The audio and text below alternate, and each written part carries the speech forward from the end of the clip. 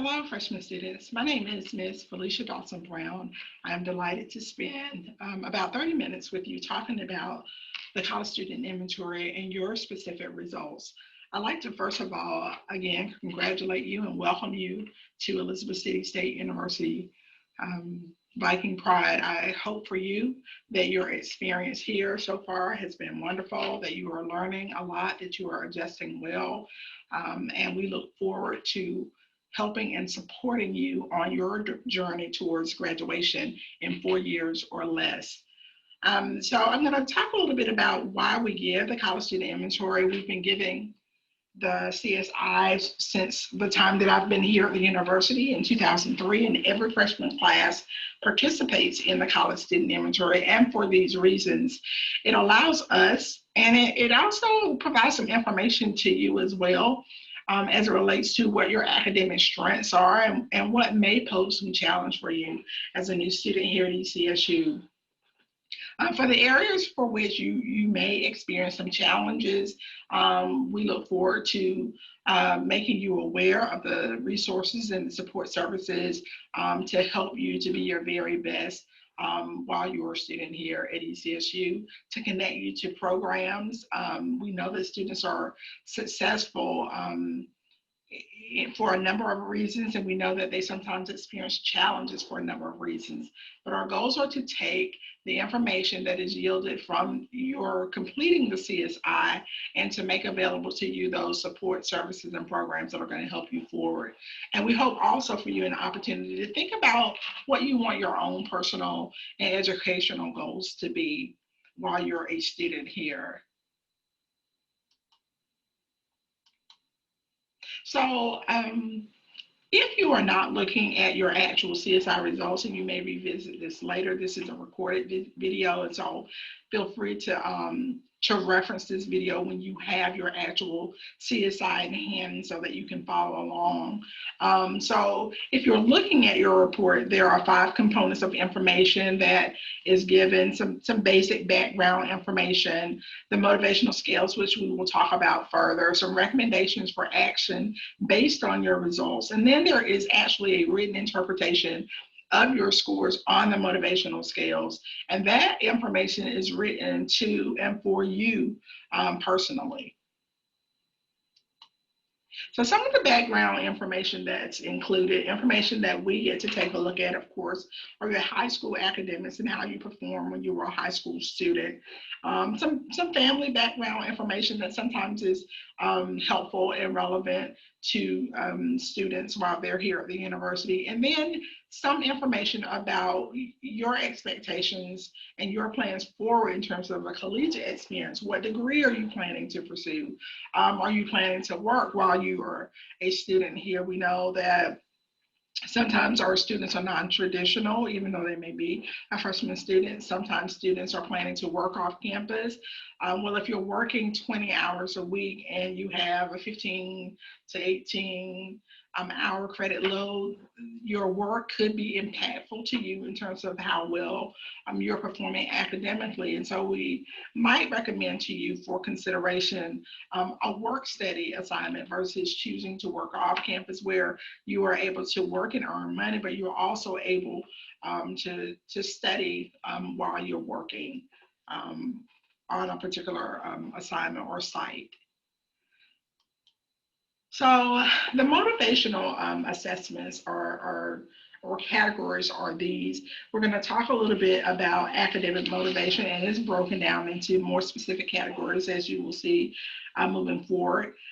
General coping skills. We know that some students experience challenges not because of academia or challenges with the academic portion of being a college student, but sometimes they have difficulty transitioning as a freshman student. And so we'll talk a little bit about that and some of the resources that are available to you should that be a situation for you.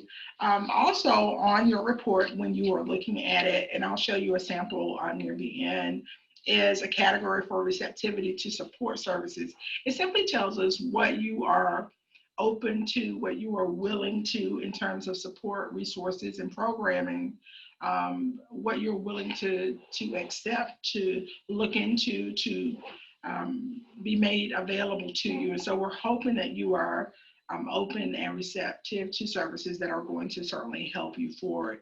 Internal validity just simply lets us know whether you took very seriously and marked very carefully your responses when you were taking the college student inventory, so that the report that you have is a pretty good indicator of your responses that were given.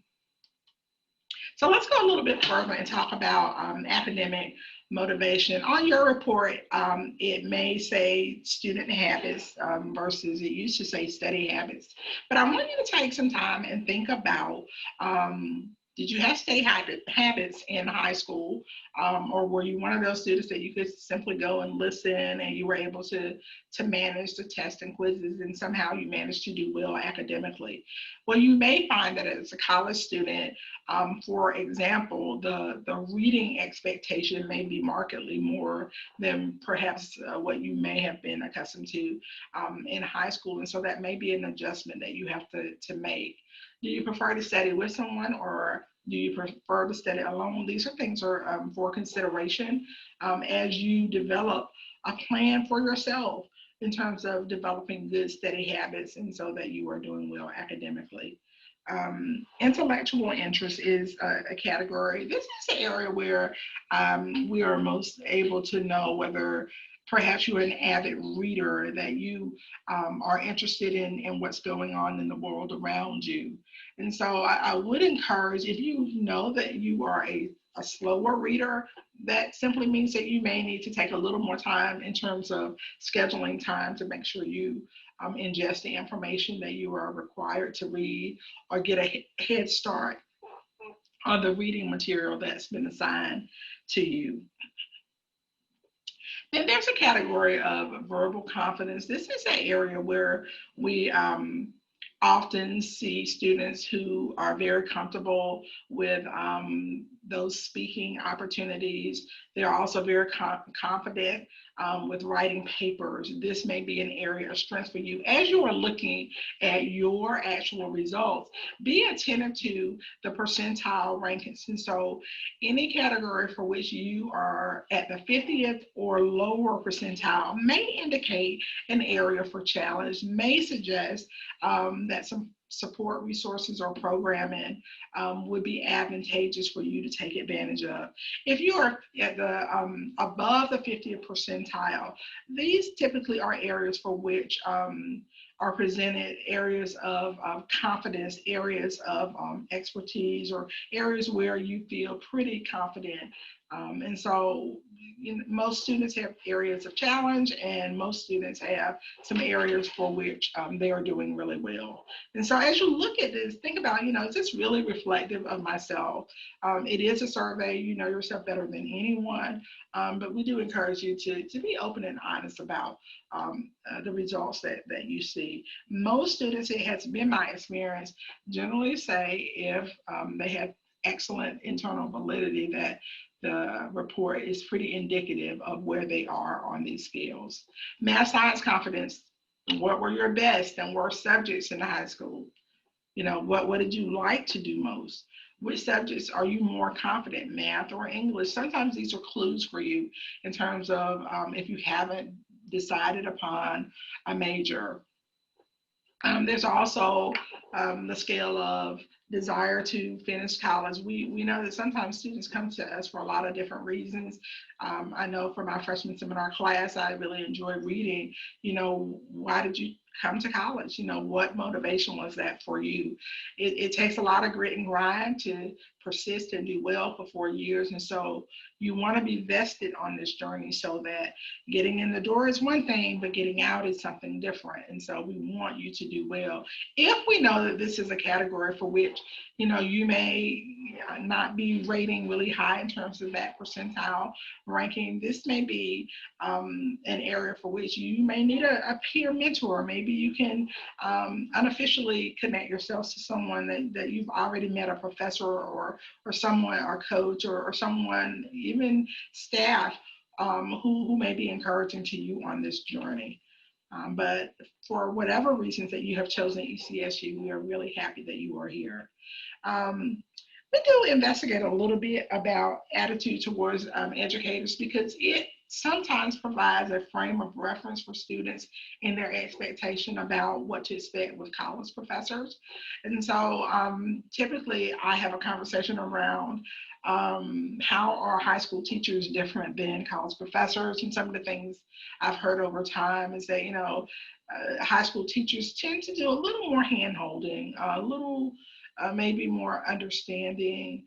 But if college professors come across as maybe not being as doting, if you will, or hand holding, it is not because they are not as passionate about your success, but it is because the expectation is that you came here as a vested student in your own education, and we want to help you to do and be your very best by encouraging you to be a responsible student. We hope that you were challenged intellectually. If you never broke a sweat in high school, we hope that you'll break a sweat in some ways because we want you to grow. Rigor is important. We'll talk a little more about general coping skill. And under this particular category are some areas. Some students struggle with social ability. There are some students, even in high school, maybe you were a member of 3 or 4 different things and you were busy all the time. And then there are students who don't participate in anything. They go to class, they may get something to eat, and they're back in their rooms. I can tell you that, as you push forward in terms of looking for careers, oftentimes for internships and career interviews, are looking for well-rounded people. And so it is important for you to locate those opportunities for which you can also be sociable. Consider joining a club or organization, one that's related to your intended major, and maybe one that's just something for which you may be very interested in. So I encourage you to take advantage of the opportunities that are going to be made available to you. Family emotional support. Take a moment to think about who are your biggest supporters? Who is it that you could call at 2 o'clock in the morning and say, I'm having a difficult time, or to share some great news? I hope for each of you that there is someone that comes to mind pretty quickly for you. But if you are that student and you are in the room and perhaps nobody came to mind quickly for you, please know that we are here. We do care about you and your success as a student.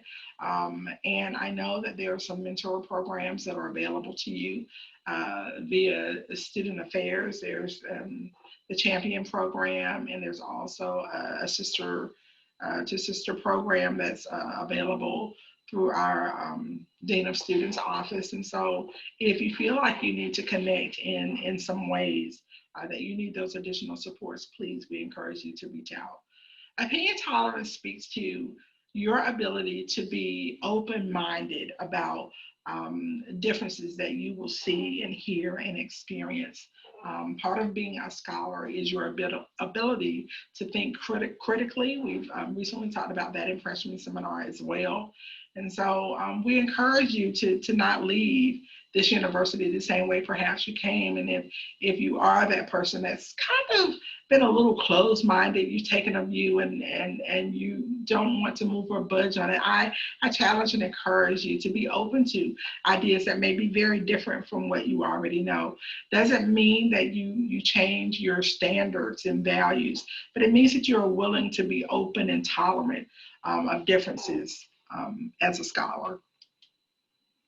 And so career closure is important. Most students will answer the question, this is what I've chosen to major in. Some students will change their majors a time or two before they settle into something. But we want you to think about, what are you passionate about? What do you already have a skill set for? You're participating in some surveys and things that are going to help you in that regard as well. You recently did the Strong, and you'll be doing the Myers-Briggs sometime soon. These are all tools that are going to help you forward in terms of thinking about, have I chosen the career that is really best for me?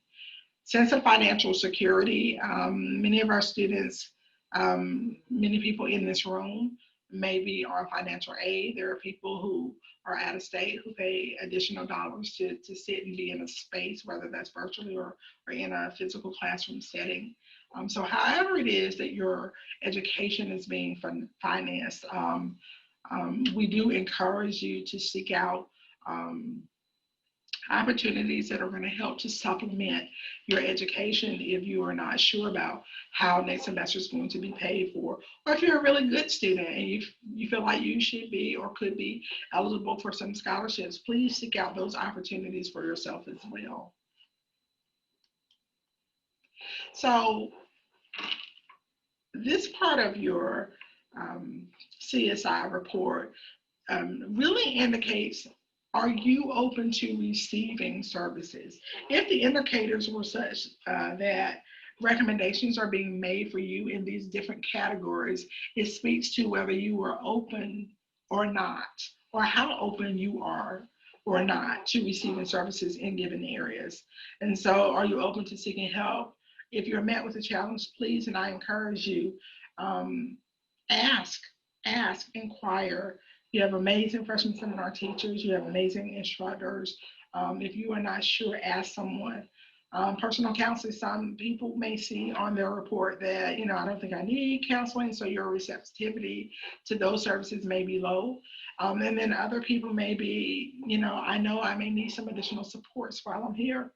Or you may find that you've had an experience during the time that you're here, of a loss or of a relationship breakup, or something that has happened, for which you may need those services. We encourage you to use those services. Ms. Jody Brandy is the Director of Counseling Services, and I am certain that she would be more than happy to welcome you to receive teleservices on our campus. Those services are free and confidential to you. Social enrichment, we've talked about. Have you met some new people? Have you met someone different than you? I encourage you to be diverse in how you are meeting people and your experiences while you are here. Counseling is, career counseling is also really important. Career Services has been pushing out lots and lots of opportunities for internships. Please reach out to Ms. Carcana and the many services that are made available to you while you are a student. Do not leave this university without doing at least one internship. It is an opportunity to try on a career for and gain valuable experiences. And so I certainly encourage you to consider and to do that. Financial guidance, I hope you know who your financial aid counselor is. If you don't, please reach out and introduce yourself, ask questions if you have them. And we've already talked a little bit about the internal validity. So here are some of the campus resources that were listed also, I believe in chapter 4 of our session via freshman seminar. And so these really are just a few of the services that are available to you on campus. If you have a need, please reach out and let someone know. Reach out and use these services that are here to help you to be as successful as you can be. We've talked about the Writing Center. We've talked about my office, the library, academic advisement. You should have done a meet and greet with your academic advisor, your freshman advisor. If you haven't, then hopefully you are scheduled. If you are not, then we certainly encourage you to do so. Utilize, I know that these opportunities are now virtual. It's not going to be that way forever. Please hang in there, but utilize some of those virtual, participate in some of those virtual opportunities for you to connect with people in a way that is unique and different. We talked about financial aid. The Help Center, of course, is here and available to you on campus. Yes, we are in the middle of a pandemic, and there are procedures and protocols if you are experiencing some challenges, but they're here for other health concerns that you may have as well. Ms. Gloria Brown is always delighted to receive our students. We've talked about career development, because in the time that you have spent here in 4 years, we want you to leave with a degree that is going to afford you the opportunity to go and pursue your dreams, your goals, and your career aspirations. We talked about counseling services. And tutor.com is a resource that is available to you. Some information should have been included via your freshman seminar class. If you need tutorial services, we certainly encourage you to utilize this resource. Also, reach out to Ms. Dana Poole, who's also been amazing. If you have a concern, we've been in class 5 going on 6 weeks. If it's that class that you need some additional support, please reach out and get that support as soon as you can. So I want to share just a few quotes with you, and you can read these in your own time. But by failing to prepare, you are preparing to fail. The college student inventory allows us to have information to help you to prepare to be successful, not to fail.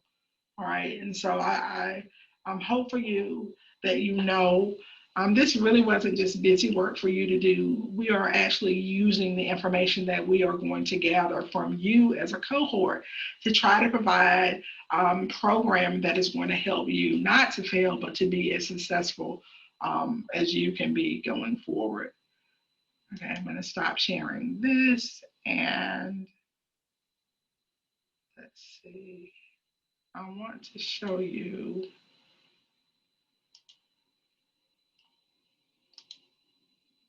So this is what the report looks like. This is John Doe, of course. And so I've talked about these different areas.